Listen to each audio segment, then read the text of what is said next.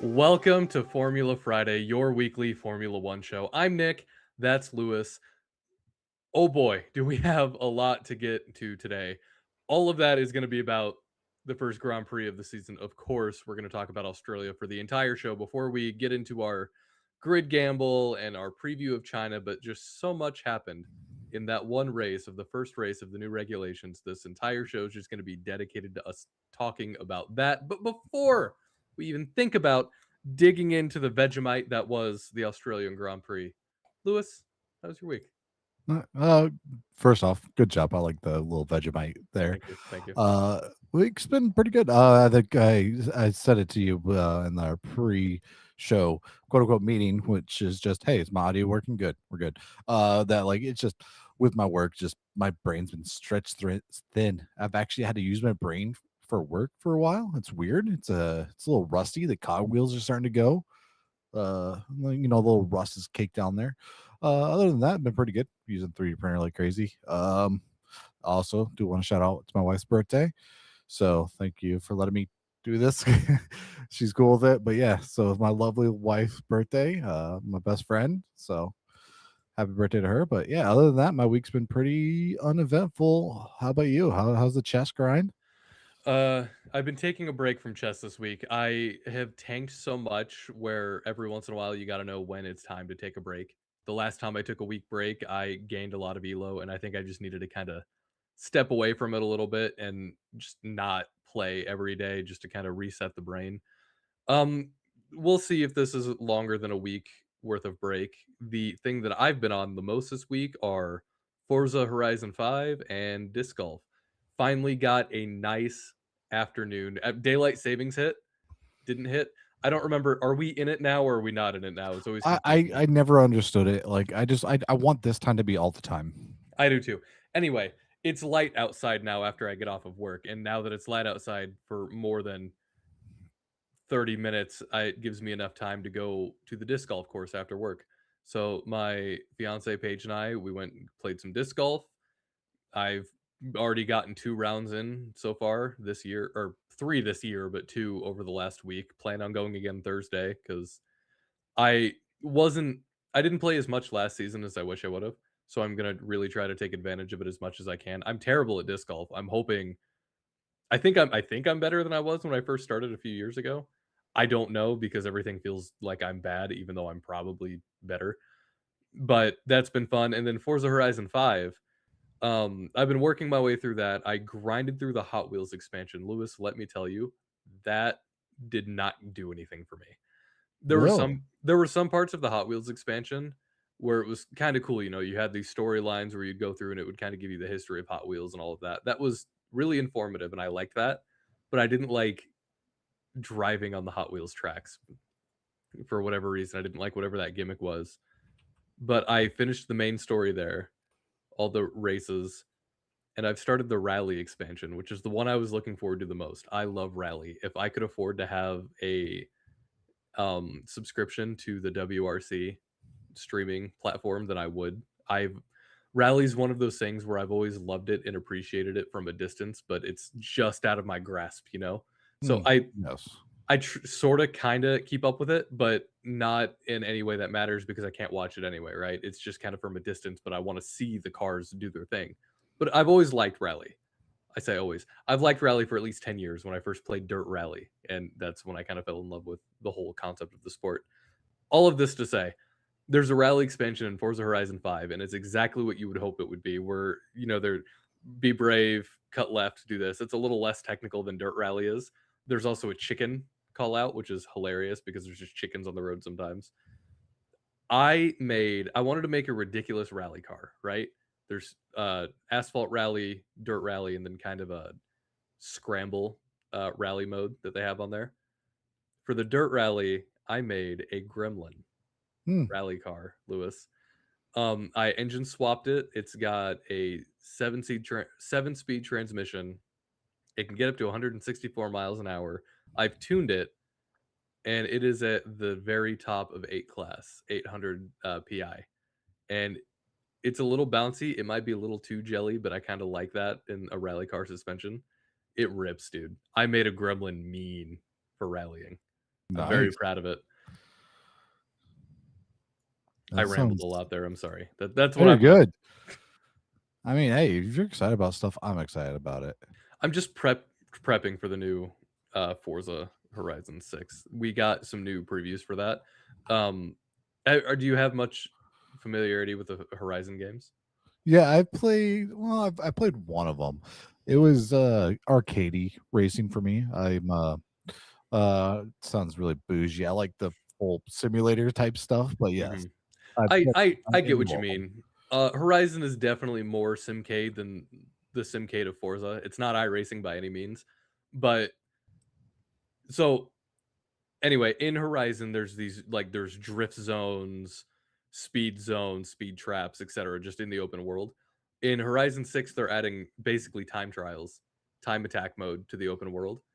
And they're making actual tracks, which is different because no Horizon, all the Horizon games has always kind of made street race tracks based off of the layouts. But this one, they're making an actual circuit in the game, and you can just drive up in the open world, and you can just hot lap for as long as you want, and you get XP and coin or credits, coins for it's Mario. You get XP and credits for every lap that you complete. Then they even have a live leaderboard that resets every week so you can see where you are compared to other people. And I love hot lapping in games. I don't know why. It's just really chill to me. I like just to take a stock I like to hot lap in stock cars. That's the other thing about Forza. I like to build sometimes, but mostly I just like to rip a stock car, like, Yeah. straight from the factory. Let's see what I can do with this IROC. Let's beat the crap out of this IROC on a dirt road and just see how it handles. That's what I like to do. And I'm just gonna spend forever hot lapping factory cars Hmm. in Japan, and I'm gonna be so happy about it. Yeah. If you get an RX-7, I'll be happy for you. That's See, I might get an RX-7, but I want to collect every Nissan. So mm. But RX-7's a spicy Dorito. Oh, I love that with a yeah, passion. That but have you sound. considered an R32? Yeah, it's overhyped. It doesn't have the spicy Dorito. The zzz. It doesn't have the 9,000 RPM stock. When it idles, it sounds like it's gonna die. It's kind of very similar to a Honda engine in Mhm. Formula One. Ooh. Well, speaking of hot lapping and seeing how long you can go, that's what Aston Martin did this entire weekend. We'll get to it. I just wanted to have that transition. It's time to recap Australia, and I have a few different notes at the very top that aren't directly related to the race itself, but it's Formula One's first year with that partnership with Apple TV in the US. And I wasn't sure how it was going to work or function. And overall, broadly, my take is it's kind of clunky, especially compared to F1 TV. But on the TV, the experience itself, so you can watch just like an F1 TV, you can watch the Sky or the F1 TV broadcast, or so I thought. And this is probably just me being dumb, but this entire time I had F1 TV, I thought that I was switching when I would switch the comment. You had the option to switch the commentary between the F1 TV broadcast and the Sky Sports broadcast. I thought I was watching the Sky Sports broadcast the whole time for some reason, even though I understand that there were parts of the race where Crofty and Brundle would be talking about a highlight as if they were watching it, but we wouldn't see it on the screen. So it just kind of really hit home for me, finally drilled into my head this weekend that I was watching the Sky audio over the F1 TV video, but now I'm watching the actual Sky TV broadcast. And what made me really make that realization was I was getting commercials during qualifying, and Hmm. at first, I was mad at Apple TV. I thought that they had put commercials in my Formula One. But then at one point during qualifying, actually, I'd switched over to the Sky broadcast and they weren't in commercial. And that's when I realized this entire time I'm just a dummy. The Sky TV broadcast has been completely different. And now Apple is just straight up ripped, or they're straight up simulcasting this actual Sky broadcast, which I actually kind of really F with because they have a whole hour and a half pre-show that I like a lot more than F1 TV's pre-show.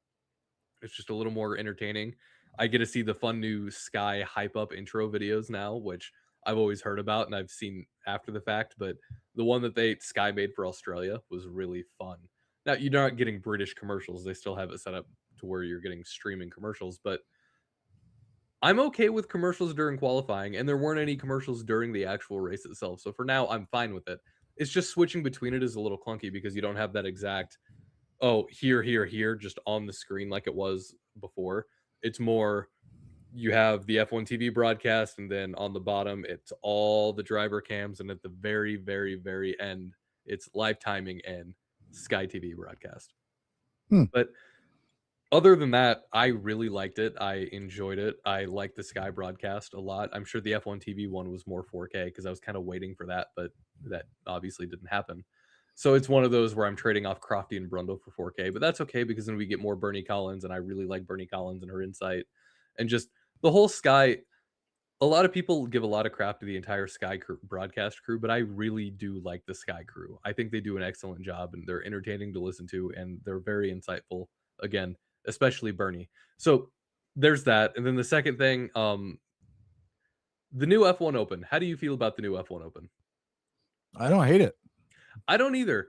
It feels like it goes a little quick because there are 22 drivers on the grid now. So it feels like they're getting through all the drivers really fast. It feels different than what they've done over the last 5 years. It feels fresh. Um, and I like, we don't get George's T-pose anymore. We got that on the grid, but we did get Kimmy just, like, looking at the camera and then at the very end going like this and before it hard cuts, which gets me so mu that's so funny. I just love Kimmy just hard cut. Like, you Yeah. kinda see a little bit of this. Going off of your Apple TV experience, so as you know, I still have F1 TV through the F1 TV app, which So, is okay, what? sorry to cut you off here. Go. People are saying that it still works through phones. And like iPads and maybe a computer. For whatever reason, it's still working fine there. I haven't Huh. tried it on my Roku, but for whatever reason, it seems like TV. It's kind of like Thursday night football. Mhm. Um, you can watch it on your phone on Twitch, but you can't watch it on Twitch on your TV. Okay. Weird. Um, but I tried watching it this weekend, the race, and I used Chromecast to cast to my TV, and Okay. I just had this weird, like, little glitch. It was just it was working. It just would how to put this every so well 30 seconds to a minute, it would just audio would skip just a little bit. That's enough just to bug me. So I broke down, I bought Apple TV. Oh, I did not have a great experience with it. I didn't get to listen to the Sky broadcast. I listened to F1 TV. why were you having I trouble don't with the Sky broadcast? no, I just couldn't get it. Like for some reason, I don't know. I had the app on my TV. I got a new TV. I haven't played with it a whole lot. Like I literally bought the TV and I went to the F1 or the Apple thing. I hit the broadcast and I was just watching and listening to the F1 broadcast. I didn't want to mess with it too much and because I wasn't watching it live, so I didn't want spoilers and like it just cuts to the very end. So I was like, I'm just gonna leave it. So I had an experience listening to F1 TV. Not bad. I kind of like it. Yeah, F1 TV's good. Like they're solid. I don't hate F1 TV. I just prefer Crafty and Brundle. That's a Oh personal yeah, preference. I just like their that commentary and their I banter. miss yeah, I missed them, don't get me wrong. Like, so what I did was I watched part of the race, and then by the time I got tired of it, then I went to Apple TV and started it from there. Okay. So I still got the lights out and away we go. But yeah, it was very different, but it's kind of a nice little feel. But I felt like, new regulations, I'm gonna watch it a new way.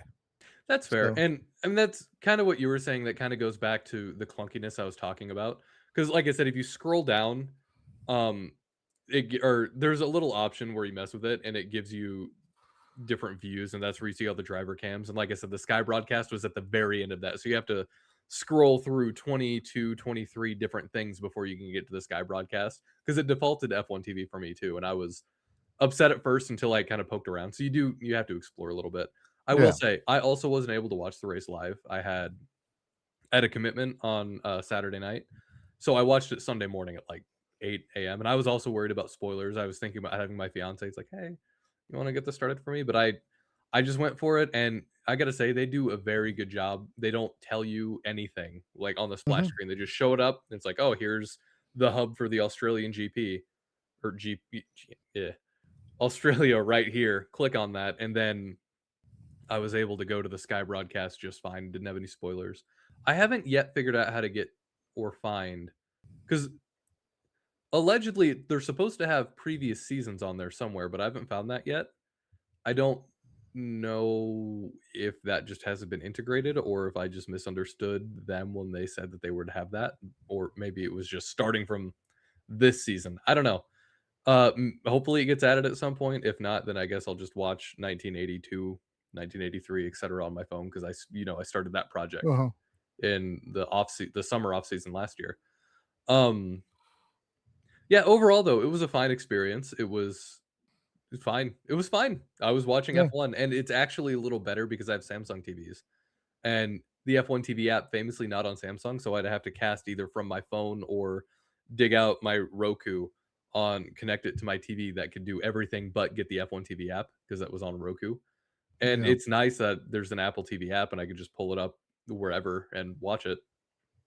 So I that's guess really I nice. haven't I guess I haven't tried it, because I found out my old TV, smart TV, it was just, like, getting really slow and then really slow, and then, Mhm. I was like, "Oh, wow, I didn't upgrade this." Well, I don't need to, but it was from, like, 2018. That TV was old, the smart TV from back then. So, yeah, I upgraded. I should check to see if it has F1 TV, and I will report back to you, see if it works for me on there. All right, good luck. That is so that's just everything I wanted to say. Let's dive into qualifying a little bit. Did you get a chance to watch any quali? Oh, I did. Incredible. So, let's talk about Max Verstappen. Oh, let's talk about him. He gets out on the track and he gets to turn 1, 2, I don't Yes. even remember, 1. turn 1, and his something happened in the car where his wheels locked up, and instead of turning, he just went straight into the wall and caused a red flag. Subsequently, giving the garage enough time to fix Kimi Antonelli's car, which got destroyed in P3. Yeah. It was crazy. So watching it, and I see this Red Bull skipping through the gravel. I'm like, oh well, here goes Isaac. And I was like, oh wow, it's Max. And here's another crazy part about Max wrecking. One, it just came out of nowhere. The rear Mhm. axle locked up completely. The car did turn, but it did like a 360 thing, and it was like skipping and like Beyblading almost through the gravel. Weird thing about Max, great driver, like excellent driver, not a very good crasher to the point No. where he left his hands on the wheel. Yes, I was gonna mention that. I'm glad you said that. If you're racing a car like this, they tell you to go like this. You always go like this. You don't keep your because even when he got out of the car, it showed a clip of him rubbing his hands because that is famously not good for your hands. Yeah. You could break your hand doing that. Yeah, even okay, I have a simulator. When you wreck, you let go because even just this little Newton meter or whatever, I don't know, the torque on that can hurt your hands. Not break it, Mhm. maybe higher end ones, maybe, but like they hurt your hands. So even then, you learn to let go. Right. But like the Max Verstappen doesn't crash. Like He's just why? not What? used to it. Yeah, he just held on. Like that is insane. We finally found something Max Verstappen isn't good at. Crashing. We got I there. don't everyone has their Achilles heel, I guess. Another thing I noticed from Q1, this was about 5 minutes left after they'd gotten going again. Charles was at this point in provisional second and Lewis in provisional fifth. Lewis, they were on mediums. Everybody else was on Yes. softs. Ferrari was pulling out incredible lap times on mediums. I I saw that, and you don't know how bad I wanted to text you, and just a gif of like, "I was right. I'm right. Lewis is gonna win." Like, I was so hyped, like, this car is fast on mediums. Yeah. And oh my gosh. Another thing that I noticed during qualifying is McLaren's car. Uh so it's orange and black, right? Except for and this must be a sponsor thing, the all win or whatever. There's like this deep, like turquoisey blue is I don't know what else Hmm, to describe it. And it is beautiful. It's a beautiful shade, and I couldn't stop thinking to myself, "Man, I wish they replaced all the black stripes on that car with that color of blue because it really pops." It just yeah. looks so good. That's just a also, did you notice that McLaren adopted the serrated shark fin like Ferrari has? Did you notice that? I did not. McLaren has that shark fin now. It's the same serrated fin. Hmm. There was no announcements or anything about that as far as I knew. I was watching it and they showed the wing cam or the spoiler cam. I'm like, "Wait a minute, that's serrated." They did a Yeah. Ferrari. Huh. I mean, Ferrari is very. I'm hyped on them this year. I really am. Dude, I gotta be honest, I'm a little hyped on Ferrari too. Another thing, jumping to Q2, at the very end of Q2, Gabby's car stopped in the pit entry, just right in the pit entry, and it caused Linbald to have to take evasive maneuvers, which, by the way, Linbald, incredible save on his part. He was complaining about Gabby stopping. Gabby stopping wasn't his fault. The car just stopped. Yeah. But that's just something else I wanted to highlight. Lindbald, Lewis, I. are you sure you want to uh, stick with Aston or are you going to go back to V Carb? he wow, he's so good. He What? made Q3 in a V Carb in his first ever F1 race at the age of 18, Lewis. Yeah. I Arvid Lindbald is legit. yeah. I had no expectations for this kid, and now he's blown them out of the water completely. Yeah. Side note, how bad does he make Liam look? Oh, dude, he makes Liam look terrible. Oh. Like, this is insane. Like, I saw that. I'm like, holy crap. This guy is really good. Even with how he acts off the track. I mean, I know we haven't Yeah. had a whole lot of interaction with him off the track yet, but I like his vibe a hell of a lot more than Liam's. Yeah. So I follow VCarb on social media like Instagram, and they do videos with the drivers and everything. Mhm. Arvid Limbad, Blood Bad, We'll get there. is yeah, he's such a looks seems genuinely nice and everything, and then just Liam gives me that like energy that's like I feel like he would yell at me for approaching him. Liam reminds me of a bad guy in an 80s ski movie. You know what? Yep, I see it. Thank you. Wearing the Columbia jacket, Yep. the expensive gear, skis, and everything. You'll it's like that South Park episode where they called him Stan Darsh, where they go to Aspen. It's like, Yeah, "You won't get the girl. We're gonna beat you, Stan Darsh." Like that yeah. kind of thing. It he's just kinda got that kind of vibe about him. And Lindblad, oh my god. That kid I haven't been this impressed with a rookie driver since last season when I saw Kimmy rip it. So Arvid's rookie of the year, right? We're just gonna call it now. Yeah, no, 100%. Arvid's rookie of the year. With how he handled and carried himself in Australia. Granted, Australia is not the most difficult track, but it's not an easy track. Yeah. And Yeah, I mean, yeah, your first especially with the race new in an F1 car? yeah, Hell, dude. and a little bit of a spoiler going into the race, like he held his stuff. He did. Uh, we'll Oh, get to the race, I promise. There's a few more qualifying notes I wanted to wrap up.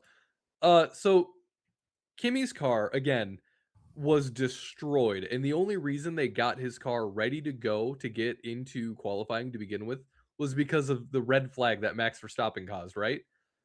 All of these events led to Kimmy qualifying P2, yeah. all because of that little weird thing that happened with Max. And also, by the way, during Q3, they had left coolers on Kimmy's car, and during his outlap, they fell off, and Lando ended up running over one, and it completely ruined the underside of Lando's car, Hmm. which I think affected his qualifying a little bit. But I'm not mad because it's not Kimmy's fault. It's the Mercedes garage fault for being idiots. But that was supposed to lead to either a fine for the team or a grid penalty for Kimmy. They went the fine route, but that seems like a weird mistake for a team to make. A team like Yeah, Mercedes, no less. it's like NASCAR leaving a wheel gun on or something. Uh huh. Okay, race time. Oh, race time. Oscar crashed before the race started. I was gonna say you should have said Oscar crash. All right, race time. Because Yep. that's the chain of events that happened. Yeah, it was I'm calling it the pre-formation lap, the pre-game to the formation lap, Yeah. because they do a few different parade laps now.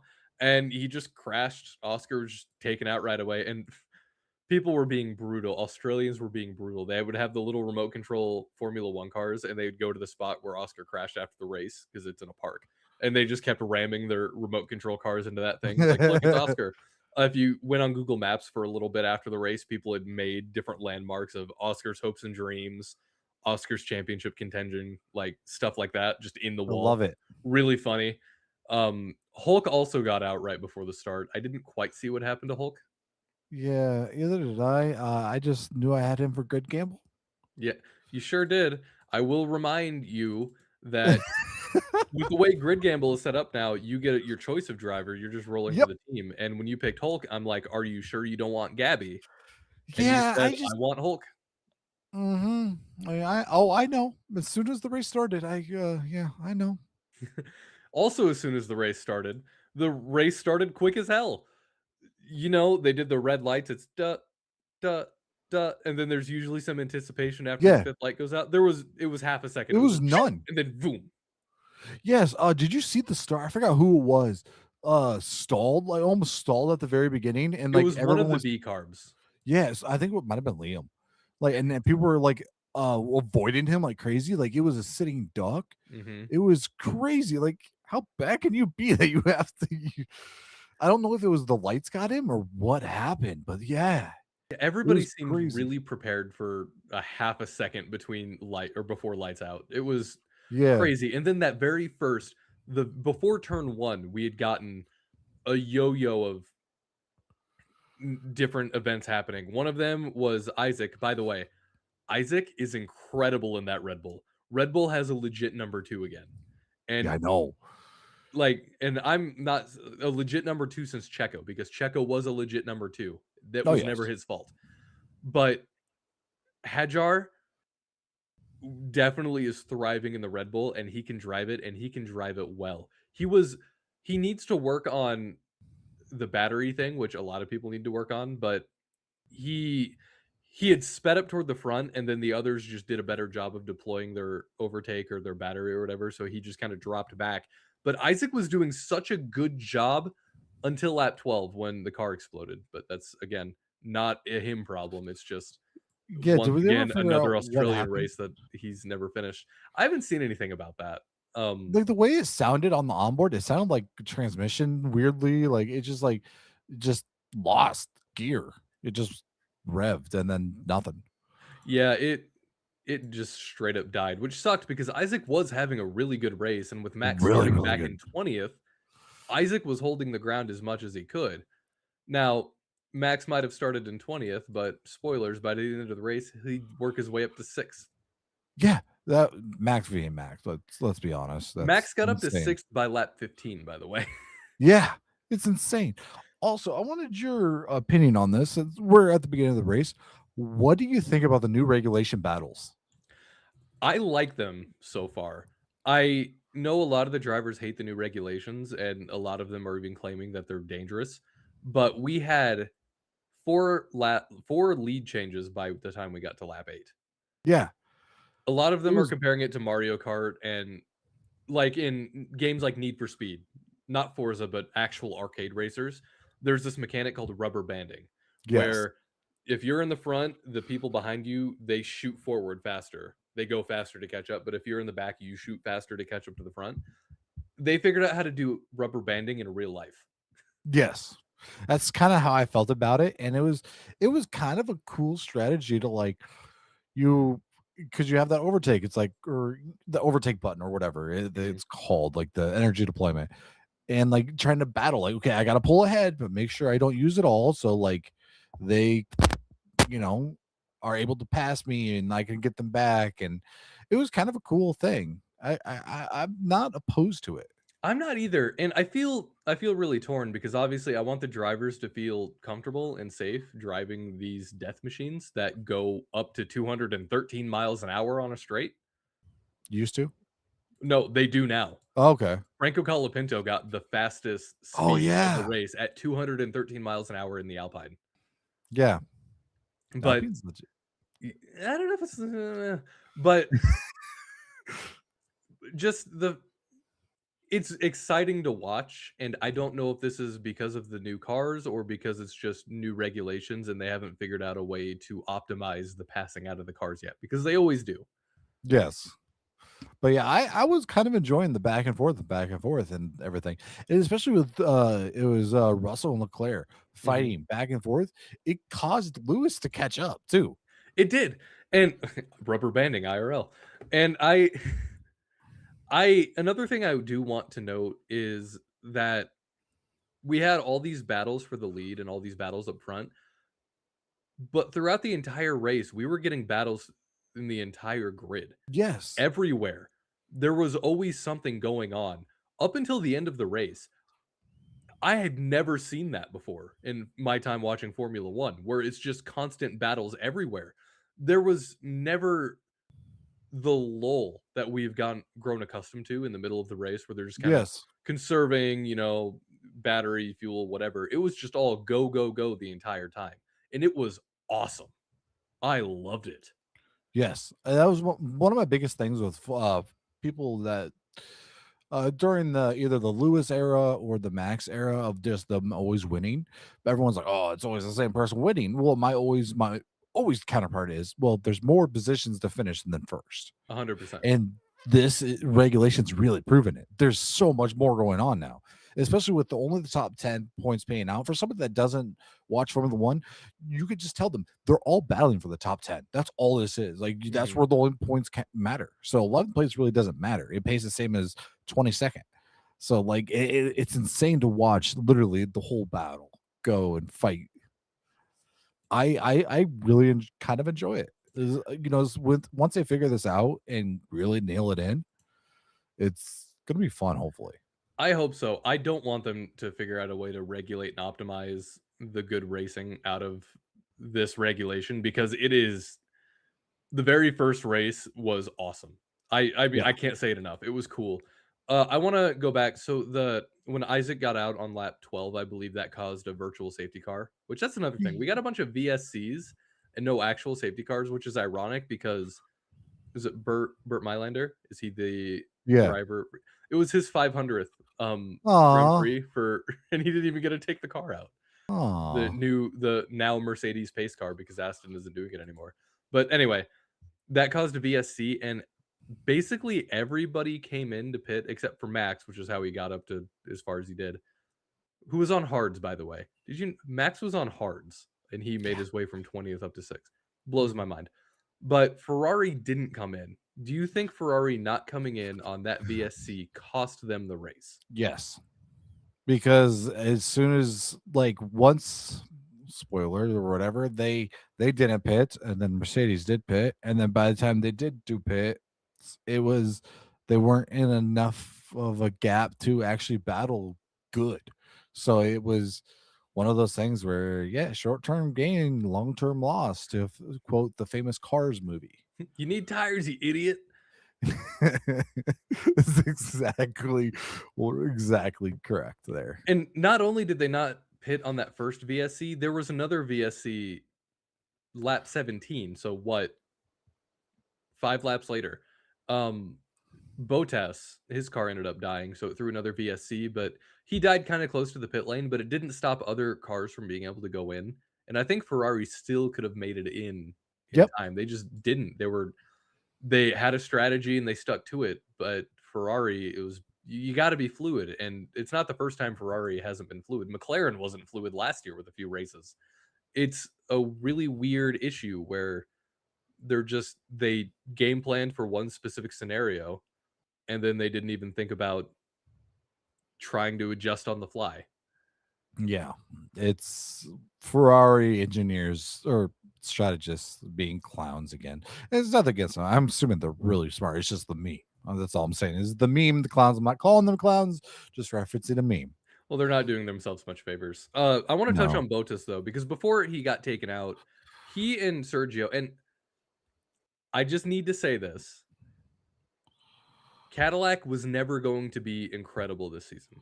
Season was not about Cadillac competing for a top 10 spot. This season is about Cadillac learning and growing with the drivers that they have. That's their purpose. So, that being said, Bottas and Perez were both in the back at one point. Sergio was in 15th and Bottas was in 17th. It's probably too early to tell, but I think Sergio is kind of the number 1 at this point. it just felt like he was driving this car a little better than Valtteri was, and granted, in hindsight, it could Valtteri might not have been able to drive at the full potential because he did get taken out, or not, he wasn't taken out, but his car did give up on him by lap 18. But Sergio looked really good in Yeah, this race. it's it's kind of crazy that both of these drivers didn't race last year, right? Yeah, Yeah. yeah. Sorry, and they shown like they were racing this whole time. Like it's crazy. They could take a hiatus and still be top of their game. And Valtteri was still at least getting track time in some cars. Yeah, Whether and I mean Sergio, as far as I know, he wasn't. I don't know what he was doing, but he wasn't a reserve or anything for anybody. Like yeah, Bottas was at least still around the paddock because he was doing all the social stuff for Mercedes and also the number 3 driver for multiple different teams.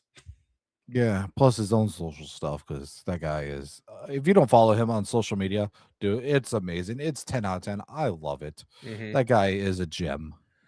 Now, around this time, we got the first part of what I'm calling the Aston Martin saga. Yeah. So as we are very well aware, the Aston Martin is as as sturdy as a cracker, a saltine cracker. And my biggest thing I was looking for in this race was how long the Astons were going to stay out. Yeah. Alonso, surprisingly, my grid gamble driver, was the first one to go into the pits at lap 15, but he was never out of the race. He was just in the pits until he came out again on lap, let me get my right notes out. He came back in on lap 25, lap 26, and Yeah. I had heard after the fact that he wanted to try some adjustments and they didn't end up panning out because right away 10 laps later, lap 36, he retired. Lance Stroll, on the other hand, was out the entire time. He was in last, but he lived to see lap 37 before he retired a lap after Alonso called it quits. Now, I was I haven't had a chance to do the math yet, but let's see how many miles each of them made it, shall we? Yeah. It was really crazy to see because I saw Fernando Alonso pit. I was like, "Oh, okay. Yeah, I knew that was gonna happen. Sucks, but I knew it was gonna happen." And then next thing you know, I'm looking or like whatever, so much later, I'm watching the timing screen and I see Alonso X laps down. I'm like, "What?" It reminded me of the Undertaker meme where he just sits up, like from the dead when he was getting pinned or whatever. It was crazy to see Fernando back out there. Okay, so just quick maths. Albert Park is about 3.28 miles. So Lance Stroll on 37 laps made it about 111 miles, which is about the distance from me to you, give or take. Mhm. And Alonso made, let's see, he did 10 less than Lance, 20 less than Lance. Was it is about 10 less laps than Lance, right? Okay. So let's do 27. Alonso made it 81 miles. So there we go. Hmm. I I really I just can't believe that I don't know what to believe with this car. Like I know people are saying it's the Honda engine, but like how did they forget to engine vibrate? Like how? I think there had to have been some miscommunication between what Nui wanted to do and what Honda was able to do, and I think it just didn't marry together. Um, Speaking of things not marrying together, weird transition. I've noticed these regulations are hard on the tires. There were some of these drivers were starting to complain about deg by lap 8 of a fresh set. And I mean you could see it too. You could see the graining on the tires pretty rough. And I mean, you need tires, you idiot. That I actually said that I said that exact thing to Ferrari when they didn't come in. I think that's interesting, and that's something that I feel like is gonna be regulated out pretty quick because you can't be racing only 10 laps on a set of tires. Yeah, I which I don't know. I don't know why. If it's because like cars are smaller, so it's taking more on the tires. I really don't get it. But yeah, it's also has Pirelli changed their compound really? I mean, they might have had to for these new regs. Yeah, because like, well, even then, like, have they really made much innovation in the tires? It's pretty much been the same compounds and stuff, hasn't it? Like, I Allegedly, don't. they do. I don't know. I'm not a Yeah, I tire haven't. scientist. I'm Yeah, not a but I rubber like scientist. we haven't really seen any like new innovations and everything from these tires. Like, I get it, the tires are designed to degrade and stuff like that, but it's just I don't know. I would like to see the tires last a little bit longer, or it's just for me personally, I know they have like 6 different compounds they can use, and then they'll designate 3 of them to be for the race. They'll designate one to be the hard, soft, medium.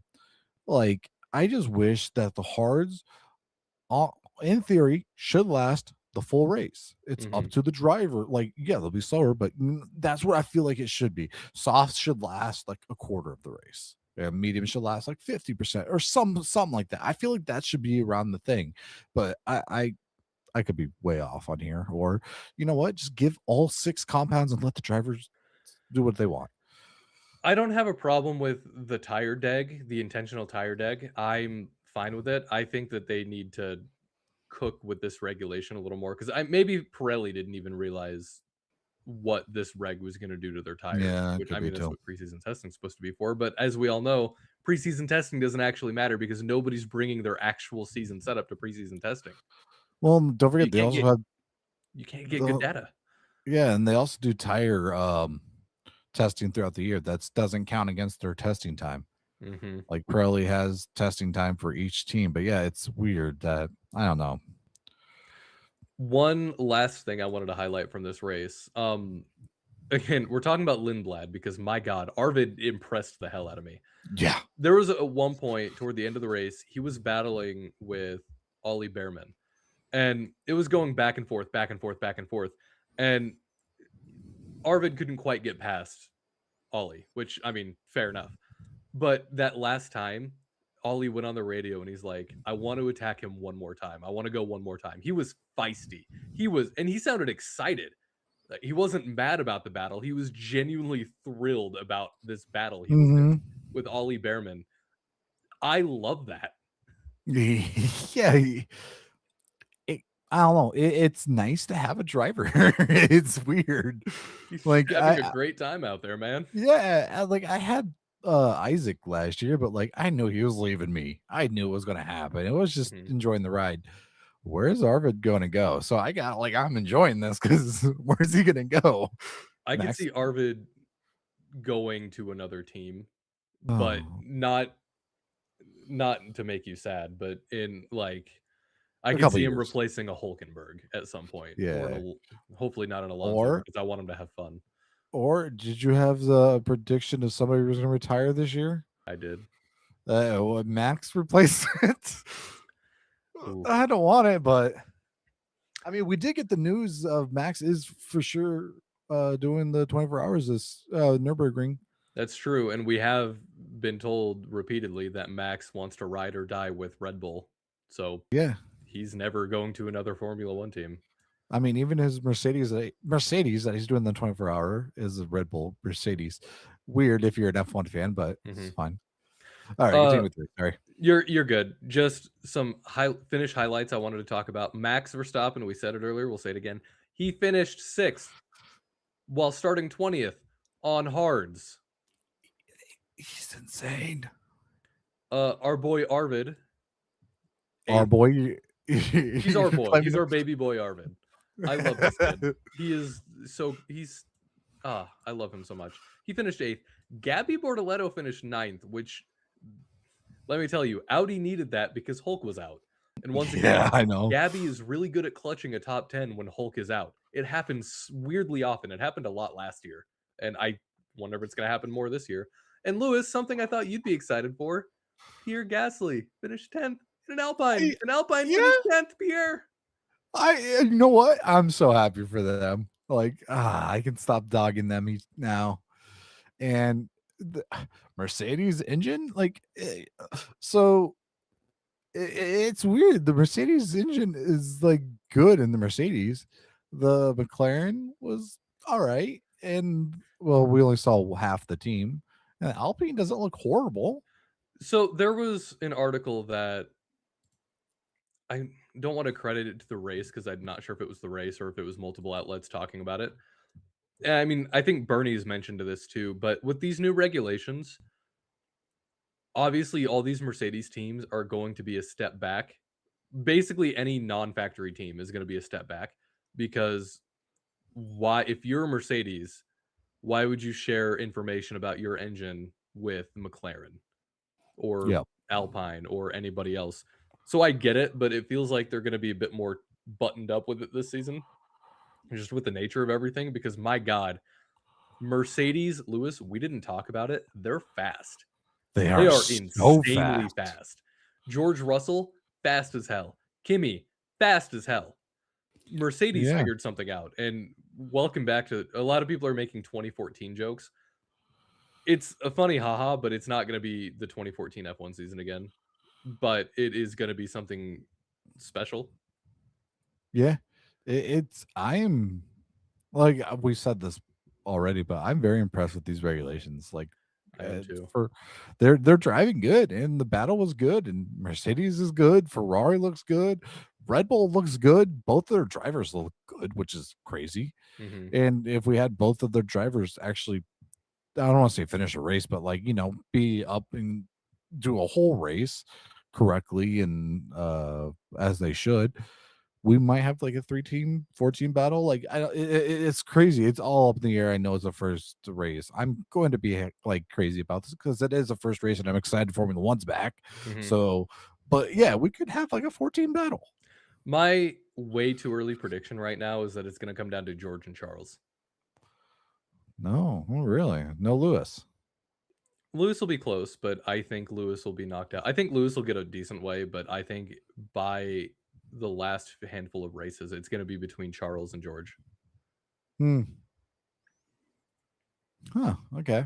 I can see it. Way too early prediction, but that's kind of where I'm at right now after Lock it the in. hype. Locking it in. Another thing I kind of wanted to just talk about because I was watching qualifying, I had wondered what the regulations were like, qualifying times were like for the new regulations in 2022, right? Because obviously these cars are slower than the 2025 cars, but of course the 2025 cars were at the end of that regulation. So I went to statsf.f1.com. They're a great stats website. Go to them. They compile a lot of cool information. Here is Australia in the year 2022, all their qualifying times. Charles Leclerc, 117. He got pole with a 117 around Albert Park, right? Hmm. Okay. The slowest time was Lance Stroll. Well, he didn't qualify. The slowest time was Nicholas Latifi. Remember him? Goat Tiffy. He qualified with a 121, right? That's the fastest Yeah. and the slowest. So then let's go to 2025 Australia. By the end of that regulation, 2025 Australia, the fastest was Lando at 115 and the slowest was Esteban Ocon at 117. The slowest in last year was the fastest in 2022, the start of that reg, right? Okay.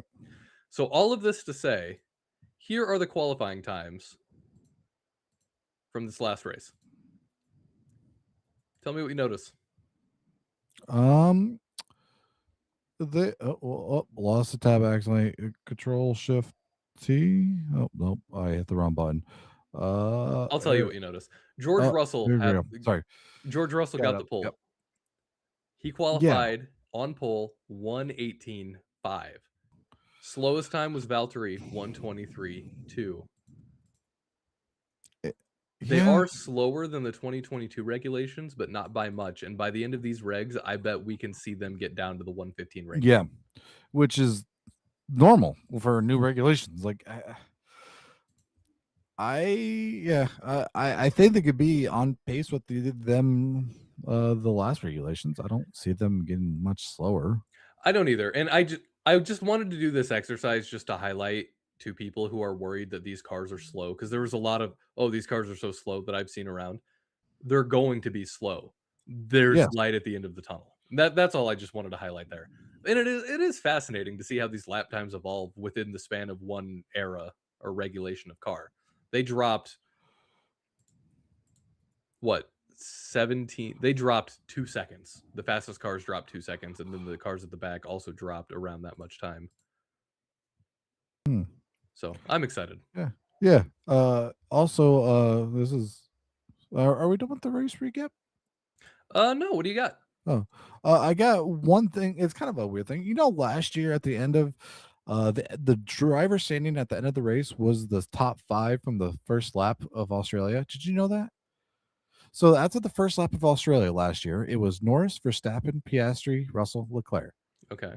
That was the top five for the drivers of the final for the at the end of the season. Right. So if we did that for this year, after lap one for the Australian Grand Prix, it would be Leclerc would win the Drivers' Championship, Russell, Hamilton, Lindbad, and Hedger. Oh, I'm hoping that that would be the top five because that would be really awesome. that would be really awesome. Sorry, it was just a fun thing that like I know that was it will never happen again, but that did happen last year. That the top five was the starting five, but if it happened again, that'd be kind of cool. That would be cool. That's fun. Thank you for sharing that. Yeah, thank you. Let's move on to previewing China. Ooh. Silk. Last season, as of this season, is a sprint weekend. Yay. We love sprint weekends. But famously, this was also technically the last race that Lewis won. Technically, because it's a sprint and it shouldn't count. I don't think most people count sprints as that, but it's cool, you know. This is also famously the race where Ferrari got a double disqualification because of their planks. Yeah. So that's also fun. There are there's speculation that was it their planks, or am I getting that mixed up with McLaren? I thought there were also plank wear. Yeah, I think it was plank where because yeah, you might be right because I get mixed up because they got plank wear here and Coda, so like I always get those mixed up. Anyway, Yeah, uh, go for it. last year this race was won by none other than Oscar Piastri. And he ran away with it. This is one of Oscar's best races of the entire season. He finished what, almost 10 seconds ahead of Lando Yeah, in second. 9.7. Yeah. Overall, this race was kind of boring. Not a whole lot happened. Fernando Alonso got 4 laps before his brakes gave up. Gabby, Nico, and Yuki were lapped. It was overall kind of a boring, chill race. Hmm. I don't. Oh, Charles and Lewis. Yep, they got disqualified. Was a weight. Okay, Charles had weight infringement, and Lewis, his rear skid was below the minimum. So that's Okay. what it was. Jack Doohan also got a 10-second penalty for forcing Isaac to drive off the track. Other than that, it was kind of a boring race. I don't think that that's gonna be the case for this one. Bernie Collins, I love her. She had mentioned that this track is seeming to suit Ferrari a lot better than Mercedes, and Ferrari is bringing back what they're calling the Macarena wing. Did you know they were calling it the Ooh, Macarena wing? I did not know So that. the Ferrari Macarena wing, and I don't really have a good way to describe this other than you know those trash can lids that kind of swoop around? Yes. It's like on a teeter-totter. Ferrari's doing that with their wing, so it's like this in a fixed position, but then when they activate their straight mode or whatever, it just zoop, and then Yes. it just opens up like that, which is an incredible design. I love it so much. It's Uh, really cool, and I don't know if it's more efficient than just opening it up like everybody else does, the not DRS, but it looks cool. And the obvious downside to this is you're going to get a little bit of time where you're going slower, just your velocity is going to cut down, but then you go faster. So I'm sure Ferrari's engineers figured something out there. It just looks yeah. fun, and I like that they're calling it the Macarena wing. Yeah, I try to float some ideas out there on Twitter about this. I didn't come up with anything good, better than Macarena, but I do like it because, in theory, like if it does like the 180-degree Hmm. rotation, whatever, there's going to be a time where it's 90 degrees. So that's a air brake, if anything. Yeah. So like you get the benefit of like it being backwards, you get that weird teardrop airflow, but then you also get the benefit of having an air brake back I there. I didn't think about that because I was thinking about deploy, not when you're Yeah, when it undeploying rotates it? back. Yeah, I didn't think about that. That is okay, I'm in on this now, like, even more so. Yeah, It looks it's fun, and it insane. feels like such a good idea. Oh my god. Yeah, you just they found a way to put a parachute back there. Wow. So that Adrian means knew they he could can never. So does that mean like they can go longer on the straights then? I Do wonder we if get it does late mean that. breaking Lewis? I mean, we've seen through Yeah, I testing know, that but we have him back. I think this is their way of bringing back late break Lewis. yeah, imagine late break Lewis with an air brake. That's a tongue twister. But yes. Oh my gosh. Okay, maybe Lewis is gonna be fighting with Georgian on the road. I am looking forward to this because this track is good for it. That it does have that really long straight plus the Yeah. front stretch. I'm But interested to see how this really long straight this in Vegas for sure, how this really long straight is going to work with these energy regs. yeah, uh, it, though after turn one, you kind of got a lot of time to maybe deploy in that little weird section, but then you get that. I don't. This is no surprise. This is a tilt track, so no Mhm. surprise we had a boring race last year. I'm not a huge fan of it, but I mean, we never know. We could just they could bottom out though. But if the Ferrari does have this weird Macarena wing where they get less drag than everybody else, even though they are out of battery juice, they still might get more top speed. Yeah, this new wing that Ferrari bring I mean, this is a real test for it. I I think love it. overall for these cars, the real test of this regulation and what kind of racing it will bring is both this race and because I mean, Albert Park, that's usually a good race anyway, right? But the Yeah, real tests are gonna come with China and Japan. If they can make Suzuka exciting again, then I'm all in. I'm not expecting these cars to change Monaco because Monaco is just Monaco. But Suzuka has kind of turned into long Monaco, figure eight Monaco yeah, over the last couple of years, and I hope that this reg fixes that. There's a few tracks that are like that, but Suzuka I feel is a big pin in that. So we can talk more about that obviously when we preview Suzuka, which is not this week. no. Just wanted to get that out there. Okay, time for grid gamble. Mm. Lewis famously rolled for Aston Martin, or not Aston Martin. He rolled for Audi, and he decided to ride or die with Nico Hulkenberg for reasons beyond me. Mm. Even though I said, "Hey, are you sure you don't want Gabby?" He said, "Nope, I'm going to stick with Nico." I rolled Aston Martin, and I chose Fernando because I'm like, he's You're not gonna lose Lance. either way. Yeah. Yep. So the grid gamble, different new regs for grid gamble this season too. Each team is assigned a number on this D12, and if you roll 12, you just get to pick whatever driver. But you get a team and you pick one of those drivers from that team, and then wherever they finish, points or not, that's where you finish points or not.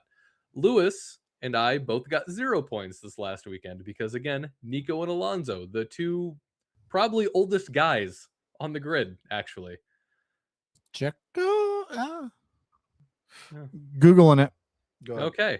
So Lewis rolled first last time. Since we both lost, I guess would it be fair for me to roll first this time? Is that how we want to do it? We tied, so go ahead. You choose what you want to do. Okay, I'm rolling the formula dice right now. I got 5. Williams. Oh no. Oh yeah. Williams is struggling with some weight issues, and I don't see them being resolved anytime soon, but I guess Wait, I'm gonna aren't pick we Carlos. all? We're all struggling. Hey yo. Fair. I will go with Carlos Sainz as my driver. Ooh. Just did a quick Google search. Fernando 44, Lewis 42, Nico 38, Checo 36, Nico is younger than Lewis. but older than Checo. Huh. That broke Yeah, my brain a little. it's also really breaks my brain. I see Sergio, one of the oldest drivers on the grid, 36 years old, born in the 1990s. Ugh. Thanks, Google. All right, Lewis, it's your turn. You want to blow on the dice for luck? Nope, I'm just gonna let it go. Here we All go. right, here we go. Letting it rip. 7. You're getting Aston Martin. You know It's what? right here. I'm not lying. I swear to God. Yeah, it's fine. So brain says Fernando. Heart says go opposite of brain. It's just Fernando, I guess. That's fair. Yeah. Though Lance did do more laps than him last week. I'll stick it in. I'll stick it. Stick with it. Stick it. I'm sorry. All right. So for this week's grid gamble, Lewis has Fernando Alonso and I have Carlos Sainz. Which, if this were the end of last year, I'd be stoked about. But Williams is having a really hard time figuring this car out and their weight. So cool. Yeah, that sucks for them. All right. Well, until next week, join us when we review China and go over any other news that might come out. It was kind of a light news week. We usually do a news segment, but not a whole lot happened. And I No, wanted to there's focus more some. on the race itself. Yeah, those are. There was just rumors. Yeah, I don't like to talk about rumors. I want to talk about actual news. Yeah. Although I do the rumor about Toto buying Alpine just to slight Christian Horner is a really funny one. I don't know how true it is, but it'd be really funny if it were. Oh god, that'd be just hilarious. All right. Until next time, I've been Nick. That's been Lewis. Talk to you next week. Bye.